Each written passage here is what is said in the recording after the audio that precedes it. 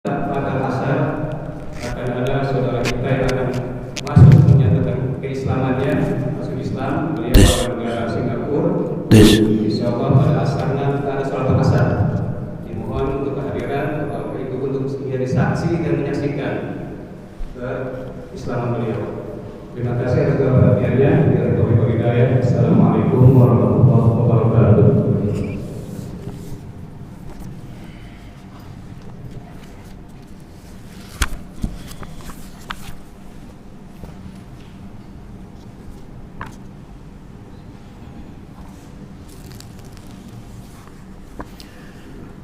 Assalamualaikum warahmatullahi wabarakatuh. Alhamdulillahi rabbil alamin alladzi an'amana bi ni'matil iman wal islam. Ashhadu an la ilaha illallah wahdahu la syarikalah wa ashhadu anna Muhammadan abduhu wa rasuluh. Allahumma salli wa sallim wa barik ala nabiyyina Muhammadin wa ala alihi wa ashabihi ajma'in, amma ba'd. Jamaah sekalian yang saya hormati, marilah kita mulai kajian kita pada pagi ini dengan membaca basmalah. Bismillahirrahmanirrahim. Bahasan tentang asbabun nuzul tematik kita lanjutkan yang berkaitan dengan harta, yaitu tidak memberi waris. Masalah waris sering terjadi konflik di dalam keluarga, sehingga yang tidak berhak kadang-kadang minta bagian, yang berhak malah nggak dikasih. Ini di dalam halaman 663. Salah satu yang amat diperhatikan dalam Islam adalah setiap orang memiliki hak atas kepemilikan harta. Jadi hormati, hargai kepemilikan harta, termasuk wanita dan anak-anak. Maka kalau ada orang berhak dalam harta apapun, itu harus diberikan.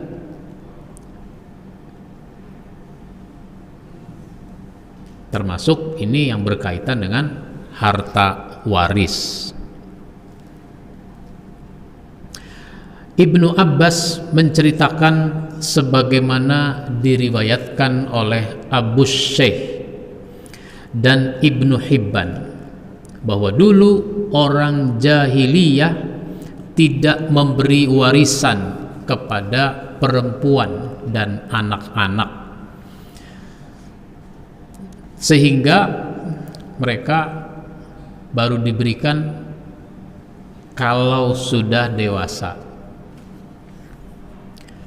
Nah, suatu ketika orang Ansor yang bernama Aus bin Sabit meninggal dunia dan meninggalkan 2 orang anak perempuan serta 2 orang anak yang masih kecil.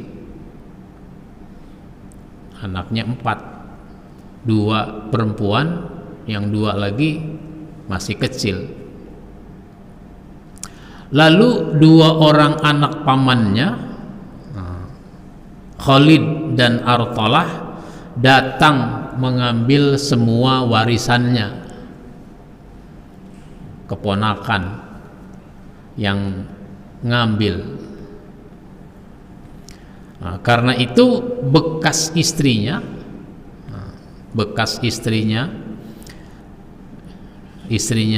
Aus bin Sabit, jandanya Aus bin Sabit, datang kepada Rasulullah sallallahu alaihi wasallam mengadukan, menyampaikan hal ini. Ya Rasul, suami saya kan sudah meninggal. Dia meninggalkan warisan, tapi warisan diambil semua sama keponakannya. anak saya nggak dikasih, nggak dibagi, bagaimana ini? Nah, kata Nabi, saya tidak tahu apa yang harus saya katakan. Nabi belum bisa jawab pada saat itu. Kenapa? Karena Allah belum memberikan ilmu tentang ini, belum ngasih tahu. Maka beberapa saat kemudian, ya saat itu juga maksudnya, itu turun firman Allah Subhanahu wa ta'ala, surat An-Nisa, surat 4 ayat yang ke-7. Surat An-Nisa ayat yang ke-7. A'udzubillahi minasyaitonir rajim. Nasibum mimma tarakal walidani wal aqrabuna walin nisa'i nasibum mimma tarakal wal aqrabuna mimma qalla minhu au kasura nasibam mafruḍa. Bagi laki-laki ada hak bagian dari harta peninggalan ibu bapak dan kerabatnya, dan bagi wanita ada hak bagian pula dari harta peninggalan ibu bapak dan kerabatnya, baik sedikit atau banyak, menurut bahagian yang telah ditetapkan. Jadi yang namanya ahli waris, apakah itu laki, apakah itu perempuan, apakah itu sudah dewasa atau masih kecil, semuanya ada bagiannya, ada haknya. Nah, dari kisah ini pelajaran yang dapat kita ambil adalah bahwa pertama, setiap orang, apalagi muslim, tidak dibenarkan mengambil harta yang bukan haknya. Jangan kita ambil harta yang bukan haknya. Jangankan yang bukan ahli waris, yang ahli waris sekalipun, kalau dia tidak berhak, dia jangan ngambil. Ahli waris kan banyak, yang terdaftar sebagai ahli waris kan banyak, tapi tidak semuanya ahli waris dia berhak, dia dapat. Kenapa? Karena ada istilah lainnya, ada ring 1, ada ring 2 gitu. Misalnya seorang bapak meninggal, dia punya anak, dia punya cucu. Cucu ini ahli waris atau bukan? Nah, cucu itu ahli waris. Tapi cucu bisa tidak dapat waris. Kenapa? Karena anaknya masih ada, yaitu bapak dari si cucu ini, kan gitu. Namanya cucu itu ring 2. Nah, yang warisan itu ring 1 dulu. Begitu.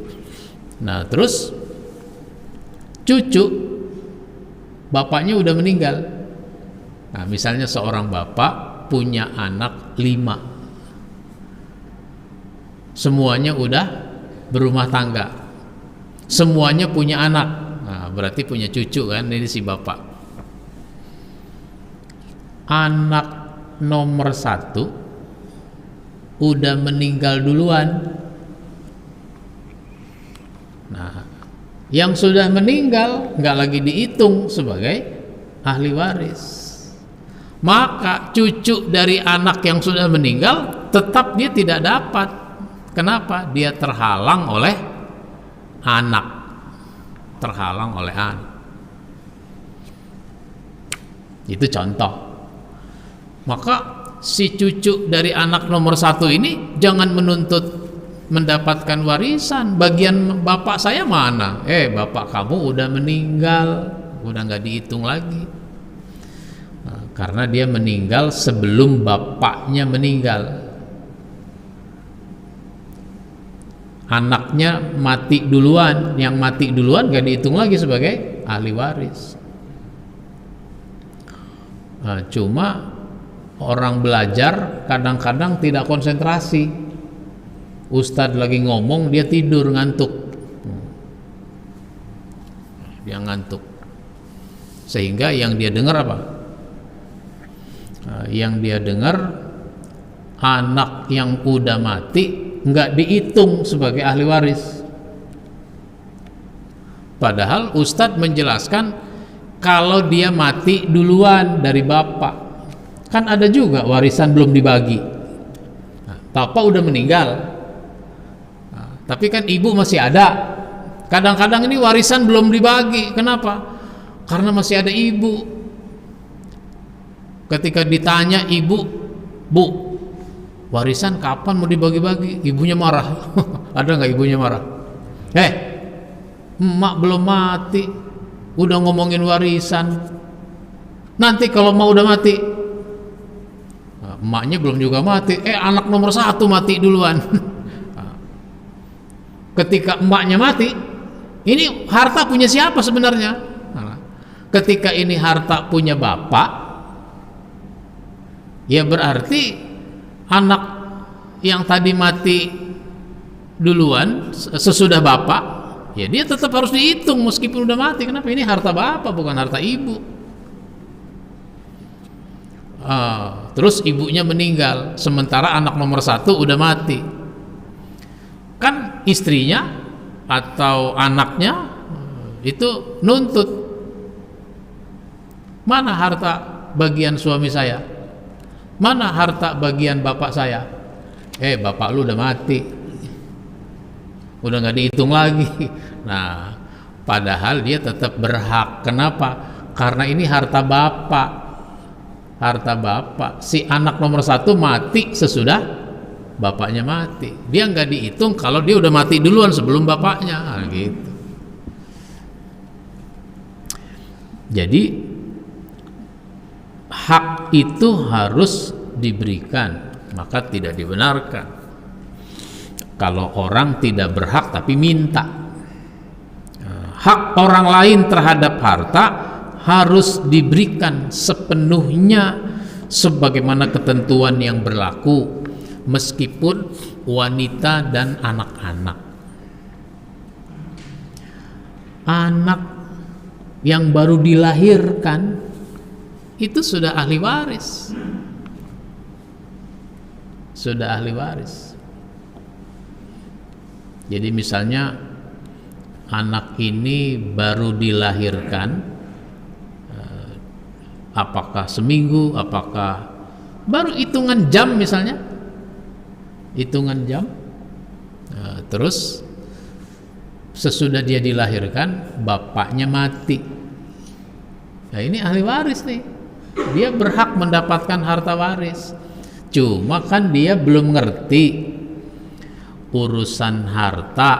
Kenapa? Bapaknya aja belum dia kenal, apalagi hartanya.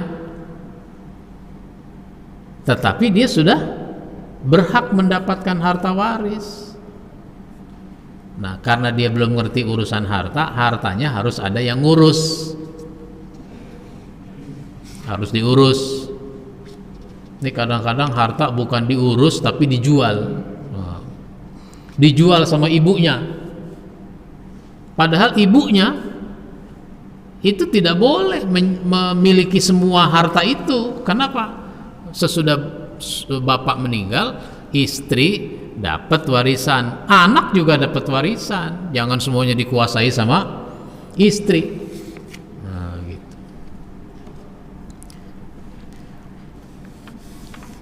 Nah, kalau bapak punya istri 2, maka dua-duanya ahli waris. Dua-duanya ahli waris. Makanya kalau bapak mau kawin lagi, itu jangan diam-diam, harus sepengetahuan keluarga. Sepengetahuan ya, bukan izin. Kalau izin itu pegawai negeri, Kenapa? Ada tunjangan istri.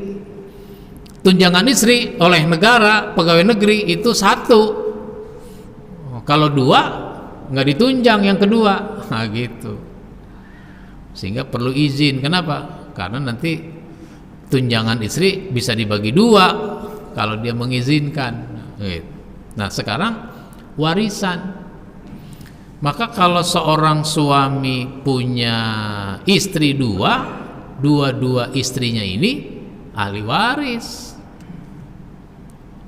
Jadi jangan diam-diam. Kenapa jangan diam-diam?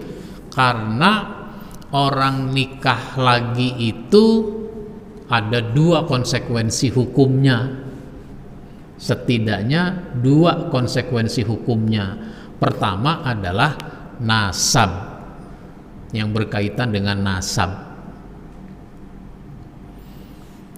Itu hubungannya jadi sangat kuat. Nasab. Misalnya apa? Seorang bapak sudah punya anak, laki-laki misalnya lah, anaknya umur 30, umur 35 misalnya. Si bapak itu umur berapa? Umur 55. Terus si bapak ini kawin lagi dengan wanita masih muda, misalnya umurnya 27 gitu. Habis menikah, ya dia berhubungan suami istri dan seterusnya. Terus si bapak ini meninggal. Si bapak meninggal. Katakanlah setahun kemudian bapak ini meninggal. Nah, dia kan janda tuh. Nah, cuma kan dari anaknya nggak tahu kalau bapaknya udah kawin lagi. Sementara anaknya yang umur 30 itu belum nikah. Nah, misalnya belum nikah. Dia lagi ada kegiatan di suatu kampung. Kegiatan di satu kampung. Dia melihat seorang wanita yang menarik, yang cantik. Lalu orang-orang bilang dia itu janda kembang. Ada kembang desa, ada janda kembang. Apalagi istilahnya? Dia janda kembang. Nah, ini anak denger, wah, boleh juga nih janda kembang. Akhirnya dia berkenalan, jatuh cinta, lalu mau menikah. Boleh nggak nikah? Nggak boleh, karena itu ibu tirinya. Nggak boleh menikah. Kuat hubungannya, nasabnya kuat. Nggak boleh seorang anak menikah dengan istri bapak. Maksudnya istri bapak, ibu tiri. Masa iya ada anak mau menikah sama ibunya sendiri kan gitu, ibu kandung. Maksudnya istri bapak, ibu tiri. Nah itu begitu. Tapi karena dia nggak tahu, nggak kenal, nggak ada hubungan, ya dia nikah aja. Sementara bapaknya udah mati. Nah ini dosa bapaknya nih kalau begini. Kenapa dulu waktu nikah nggak ngomong-ngomong?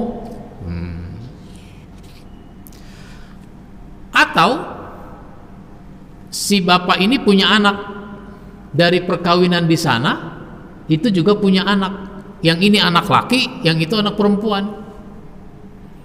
Karena nggak saling mengenal, kenalnya di kampus, kuliah satu kampus, jatuh cinta, lalu mau nikah. Boleh nggak nikah? Nggak boleh, karena ini kakak beradik, saudara sebapak, beda ibu. Malah dia wali ini.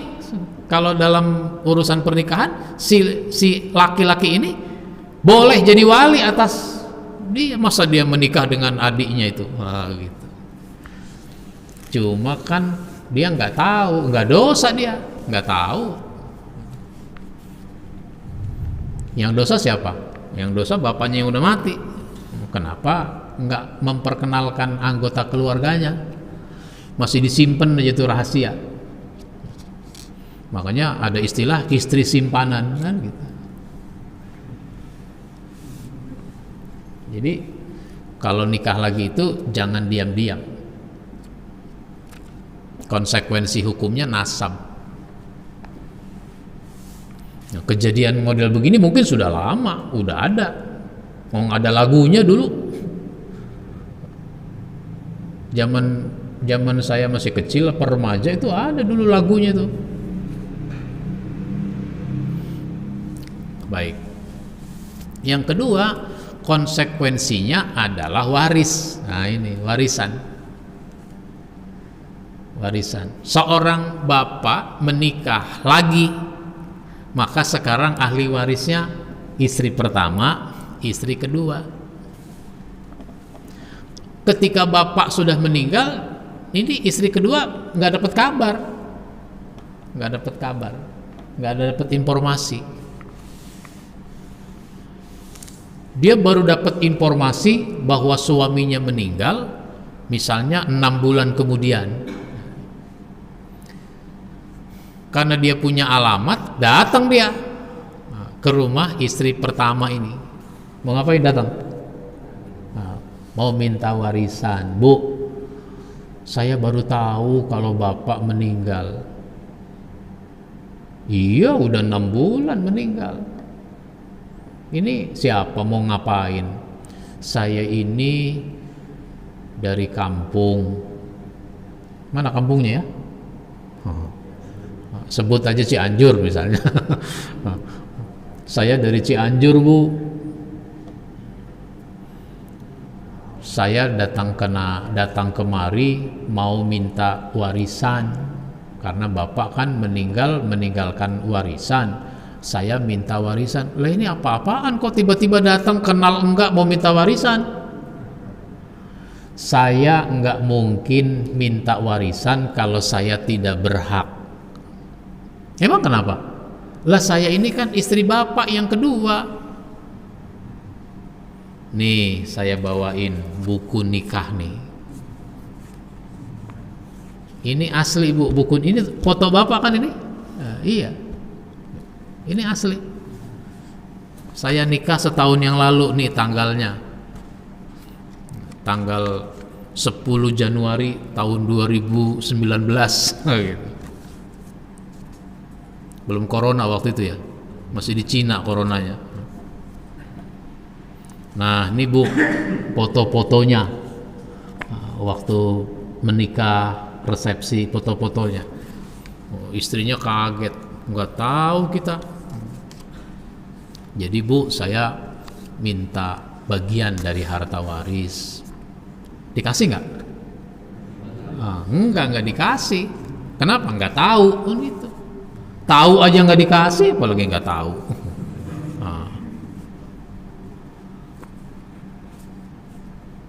Itu contoh. Jadi konsekuensinya waris lah. Kalau padahal ini istrinya berhak, udah sah, udah bener ini nikahnya bener. Yang nggak bener cuma nggak ngasih tahu itu aja. Dan itu tidak menyebabkan pernikahan jadi nggak sah karena dia nggak ngasih tahu, enggak. Nah, maka ini berhak dia. Sekesel-keselnya si istri kepada suaminya kenapa dia nggak ngomong-ngomong, ya tetap saja ini hukum yang harus diterima. Lah si istri dapatnya 1/8, karena punya anak. Lah karena istrinya 2, 1/8 dibagi 2. Nah, gitu. Nggak mau dia bagi, umpama nih sesudah dikalkulasi, dihitung-hitung pembagiannya, ternyata si istri dapat tanah 100 meter misalnya begitu. 1/8 itu 100 meter misalnya. Lah sekarang harus dibagi 2, 50-50. Tanahnya di Tanah Abang, semeter 100 juta misalnya. Dia nggak mau. suka nggak suka, mau nggak mau, ini hak yang harus diberikan.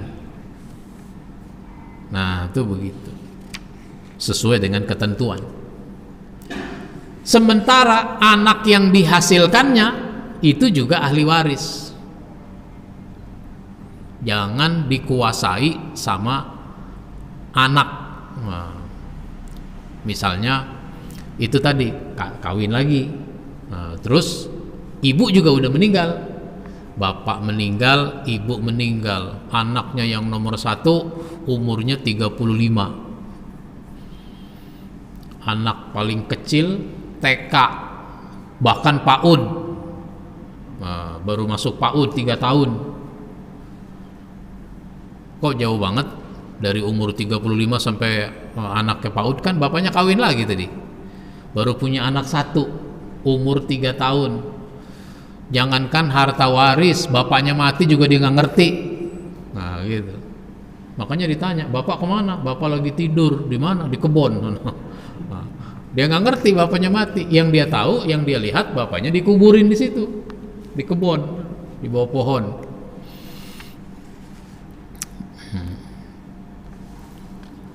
Tetap harus dikasih itu haknya. Itu kan adiknya juga, beda ibu.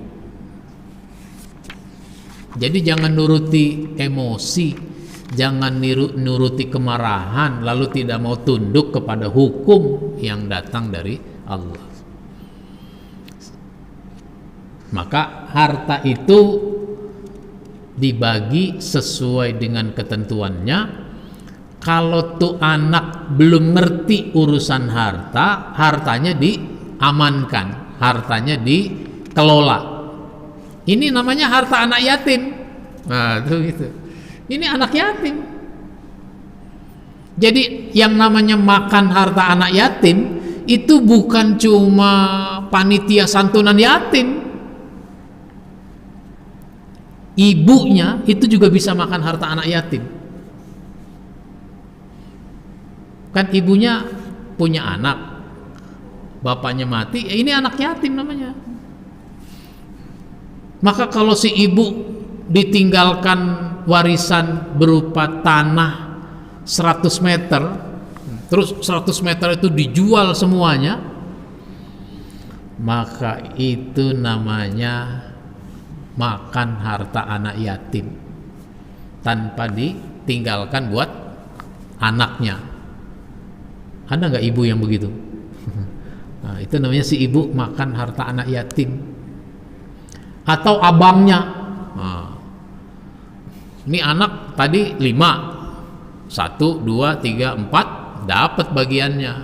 Anak kelima karena masih TK tadi atau masih PAUD, nggak ngerti, dan dia juga anak dari ibu kedua, nggak dibagi itu bagiannya, dikuasai sama abang-abangnya. Ini 4 orang abang ini namanya makan harta anak yatim. Itu begitu. Atau contoh lain, karena bapak udah mati, istrinya janda, kawin lagi dengan laki-laki lain. Dia kan punya tanah tadi 100 meter, punya rumah peninggalan dari almarhum suaminya yang pertama itu. Anaknya 1 misalnya, masih kecil, anaknya 1, baru setahun menikah dengan janda. Si janda ini meninggal, hartanya dikuasai sama suami kedua. Dia memang dapat bagian waris suami kedua ini dari apa? Dari harta istrinya. Kan di tanah 100 meter itu ada hak istrinya. Hak istrinya itu kan 1/8, karena punya anak tadi, anaknya 7/8, jadi banyakkan anaknya itu, meskipun tuh anak masih umur 1 tahun 2 tahun misalnya gitu. Ibunya meninggal, istrinya meninggal, dikuasai sama suami kedua ini. Nah, suami kedua ini juga namanya makan harta anak yatim. Nah begitu. Jadi bukan cuma panitia santunan. Dalam hal waris, setiap yang berhak harus diberikan haknya sesuai ketentuan. Orang yang terhalang mendapatkan haknya harus ridho, sedangkan yang tidak berhak jangan minta. Kan ada yang terhalang. Yang terhalang itu misalnya tadi cucu. Karena apa? Ada anak. Ya dia harus ridho. Emang saya terhalang nggak dapat warisan. Siapa lagi? Saudara misalnya. Karena ada anaknya, ada suaminya, ada istrinya, ya. Apalagi yang tidak berhak, jangan minta. Yang tidak berhak itu siapa? Anak angkat misalnya, anak angkat nggak berhak, anak angkat. Misalnya bapak punya anak angkat, udah gede nih anak, diambil dari kecil, nggak ada punya anak lain. Nah, terus istri meninggal, bapak angkat punya harta, dan dia punya saudara kan, punya adik misalnya, atau punya abang, maka harta itu nanti jatuh ke adik atau abangnya itu. Anak angkat mah enggak. Anak angkat nggak dapat bagian dari harta waris. Kenapa? Dia bukan ahli waris. Cuma di kita ini suka ada perasaan nggak enak. Kalau abangnya atau adiknya mau mengambil harta, nggak enak sama anak angkat ini. Gitu. Padahal hukumnya memang begitu. Dia bukan ahli waris. Lah biar supaya anak angkat dapat bagaimana? Ya dihibah atau wasiat. Wasiat. Si bapak itu menulis surat. Kalau saya mati, baca ini ya, surat. Nih saya simpen di lemari. Sesudah dia mati dibaca, baru diketahui bahwa ini anak angkat. Dia diberikan sepertiga harta. Paling banyak kan wasiat mah sepertiga. Nggak bisa dia menguasai semua. Sepertiga harta diberikan kepada anak angkat. Boleh begitu. Atau dihibah saja, nggak usah pakai wasiat. Dihibah sekarang. Dia tahu bahwa anak angkatnya bukan ahli waris. Kalau saya mati, ini harta bisa jatuh ke abang saya atau ke adik saya, saudara saya. Biar supaya menjadi harta anak angkat, nah, maka dihibahkan. Semua, boleh semua. Belum ada tanda-tanda saya mati misalnya. Dihibahkan saja. Ini harta, sehingga harta itu sudah berpindah kepada anak angkat. Baik, ini yang berkaitan dengan hak waris ya, yang harus diberikan. Jangan sampai ada orang tidak diberikan padahal dia punya hak. Saya kira begitu. Saya persilahkan kalau ada yang mau bertanya. Ya. Assalamualaikum warahmatullahi wabarakatuh. Waalaikumsalam. Mengenai hibah, jadi kalau saya dengar, yang pertama Pak Ustadz mengatakan boleh hibah maksimal sepertiga dari harta. Wasiat, Pak. Bedakan wasiat dengan hibah. Wasiat. Kalau hibah itu sekarang nih, masih seger buger, nggak ada tanda-tanda kematian. Nih, semua rumah ini tanahnya bapak kasih kamu, itu namanya hibah. Tapi kalau wasiat dibaginya sesudah meninggal. Kalau saya mati, baca nih surat, nggak taunya isinya begitu. Nah, itu sepertiga maksimal, begitu Pak. Ya. Jadi bedakan antara hibah dengan wasiat. Ya, silakan. Waalaikumsalam. Masalah wasiat, hibah dan sebagainya, apa namanya, ketika masih hidup ya, Ya. dihibahkan, itu apakah tidak menyalahi dengan yang ketentuan di Quran gitu, maksudnya kalau anak kan sekian, istri sekian, dia dikasihkan ke anak-anak itu nggak menyelesaikan hibah. Baik. Hibah itu kan ngasih. Dia mau ngasih siapa aja boleh. Mau ngasih temennya boleh. Mau ngasih gurunya boleh. Mau ngasih anaknya boleh. Mau ngasih anak angkatnya boleh. Ngasih siapa aja boleh. Dia mau sedekahkan boleh. Mau diwakafkan. Ada lagi wakaf Pak. Kalau wakaf itu berhenti. Artinya wakaf itu berhenti. Harta kalau sudah diwakafkan itu berhenti. Apanya berhenti? Kepemilikannya. Bahasa kita udah nggak bisa pindah tangan. Harta kalau sudah diwakafkan udah nggak bisa pindah tangan. Yang diwakafkan itu sesuatu yang langgeng, bukan sesuatu yang habis, gampang habis. Pak, di masjid ada pengajian ya? Iya. Pakai konsumsi? Pakai. Sesudah pengajian ada konsumsinya. Kalau gitu ini saya wakafkan lontong. Ya lontong mah jangan diwakafkan. Kenapa? Besok juga udah basi. Nah, kalau gelas diwakafkan boleh. Di masjid kalau minum apa? Air kemasan, gelas plastik, buang. Kalau begitu jangan pakai gelas plastik, beli aja air segalon. Gelasnya saya wakafkan. Nih saya wakafkan 100 gelas. Melamin lagi, yang nggak pecah-pecah gitu. Dibanting juga nggak pecah gitu.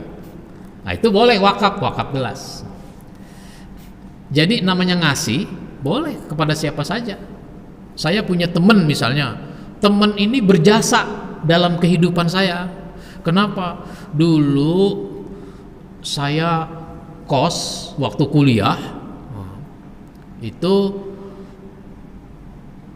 sama dia, yang bayar kos dia, saya cuma numpang jadi yang nggak bayar. Umpama ini dia berjasa sama saya tuh. Cuma sekarang setelah selesai kuliah dia karena orang tuanya sudah meninggal, bangkrut, dia juga jadi ikut susah. Nah, sementara saya habis kuliah maju, gitu. Saya sukses dari segi ekonomi. Nah, karena saya merasa dia besar jasanya kepada saya, sekarang dia susah, rumah tanah nggak punya. Ini saya punya tanah 1000 meter, 100 meter buat kamu dah, saya kasih nih, gitu. Itu namanya hibah, boleh. Lah kalau orang lain dikasih, kenapa istri anak nggak dikasih? Itu aja masalahnya. Orang lain dikasih, istri enggak, anak enggak, gitu. Begitu Pak. Baik. Ada lagi? Ya. Nah, sekiranya dia masih hidup, seorang ayah sedang masih hidup, dia ada istri dan anak-anak, kemudian masih hidup ini dia bagi warisan. Ya. Warisan masing-masing itu sebenarnya ketentuannya bagaimana? Misalkan dia punya anak 4, ada laki 2, Baik. perempuan 2, kemudian ada istri. Ya. Dia hidup, dia bagi, itu bagaimana ketentuan? Kalau masih hidup membagi harta itu namanya bukan bagi warisan. Yang disebut warisan kalau udah mati. Yang punya harta warisan itu harta yang dimiliki oleh orang yang sudah mati. Namanya hartanya warisan. Kalau masih hidup, bagi istri, bagi anak, itu namanya hibah. Kalau untuk disedekahkan secara permanen itu namanya wakaf. Jadi beda-beda istilahnya. Boleh dihibahkan, ya menghibahkan terserah saya. Mau dibagi rata boleh. Misalnya begini, nih bapak punya rumah ini sama punya rumah kontrakan tuh 4 pintu. Nah misalnya itu rumah kontrakan bapak kasih kamu nih anak-anak, masing-masing 1 pintu, anak laki anak perempuan sama, masing-masing 1 pintu. Rumah ini yang kita tinggal ini bapak hibahkan buat ibu. Saya sekarang udah nggak punya papa, gitu. Maka saya namanya numpang di rumah istri. Boleh kalau mau begitu. Sehingga nanti pada saat saya mati, saya udah nggak meninggalkan harta waris namanya. Nggak punya papa sudah dibagi-bagi. Mau cara begitu boleh. Terus istri mati duluan misalnya. Istri mati duluan, maka rumah ini harta waris dari siapa? Dari istri. Saya dapat bagian rumah ini, anak saya juga dapat. Meskipun tuh anak sudah dapat rumah kontrakan 1 pintu, tapi karena ini rumah harta istri, nah, maka harta warisan istri saya dapat, anak-anak dapat, gitu.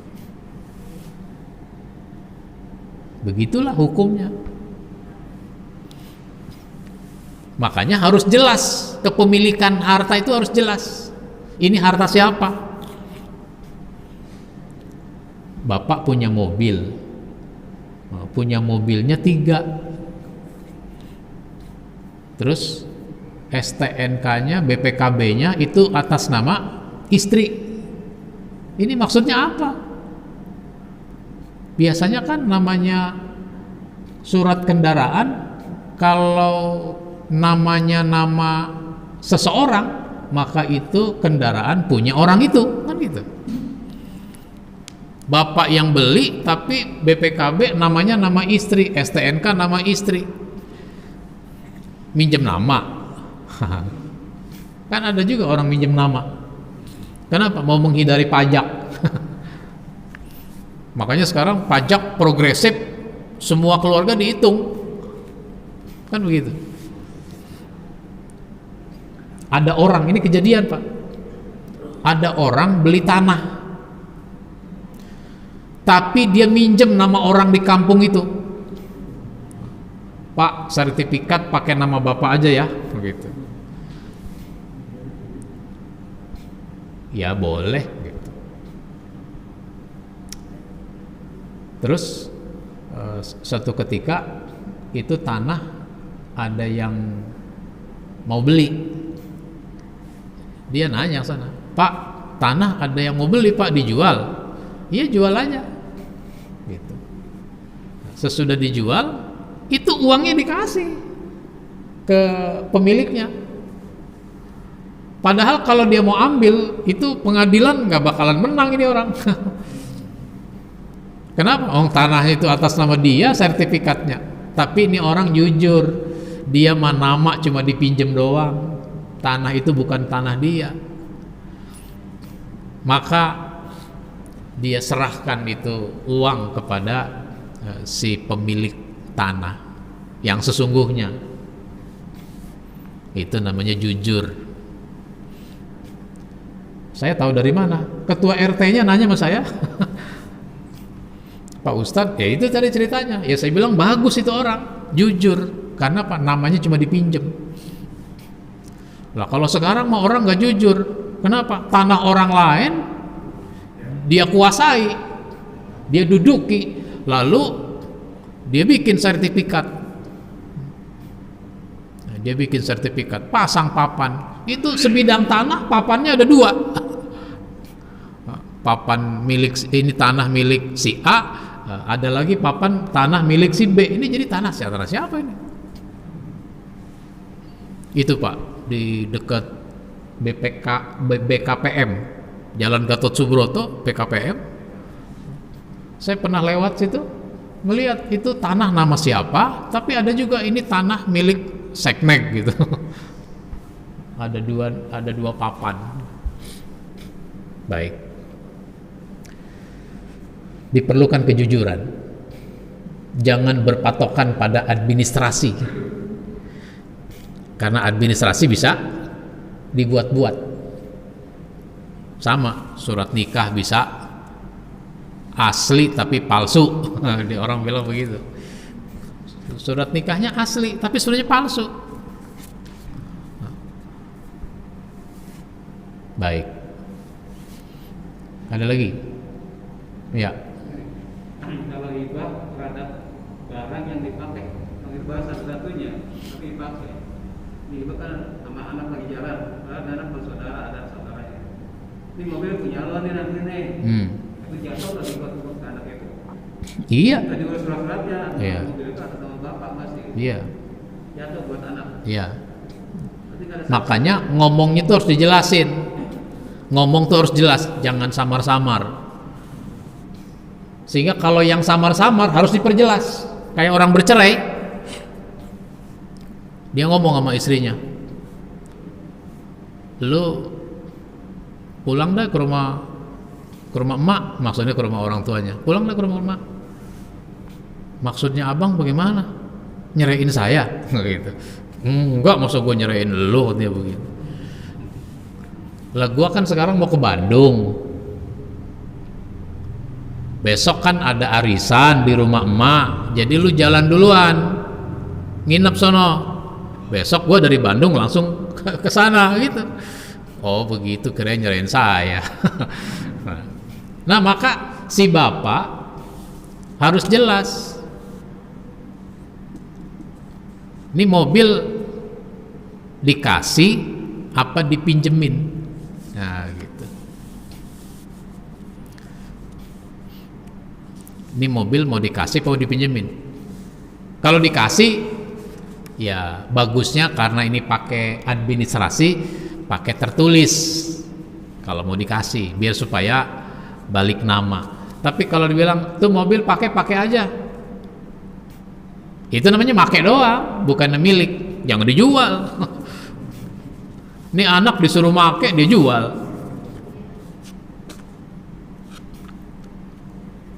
Jadi dia cuma punya hak pakai, bukan hak milik. Tapi kalau bilang, nih mobil gua kasih lo, pakai, dikasih namanya. Bukan dikasih pakai, tapi dikasih kepemilikannya. Mau dijual, mau digadein, terserah dia. Yang bagus itu kan harta makin banyak, bukannya habis. Ini kadang-kadang orang ditinggalin warisan nggak nambah tapi habis. Ditinggalin rumah, tanah 100 meter, anak 5, anaknya 5. Yang paling gampang dijual, duitnya bagi-bagi, selesai. Mestinya jual, beli di Parung kek, beli di Bogor sana 100 meter di Selipi, terus beli di Parung dapat berapa tuh? Dapat 10 kali misalnya. Nah, sehingga yang tadinya bagian dia paling 20 meter di Parung bisa jadi 200 meter misalnya begitu. Nah, sehingga tanah jadi 1000 meter, 2000 meter gitu. Itu namanya tambah banyak. Jangan habis. Anak sekarang bisanya ngabisin, nambahin nggak bisa. Udah gitu ribut lagi. Kenapa? Nggak ngerti hukumnya warisan itu, ribut jadinya. Yang ngerti aja ribut, apalagi nggak ngerti. Baik. Nanti kita sambung lagi soal ketentuan pembagian waris. Baik, kita cukupkan sampai di sini. Mudah-mudahan bermanfaat. Mohon maaf bila ada hal yang kurang berkenan. Insya Allah kita sambung pada kesempatan berikutnya. kita akhiri dengan baca hamdalah. Alhamdulillahirabbil alamin. Wassalamualaikum warahmatullahi wabarakatuh.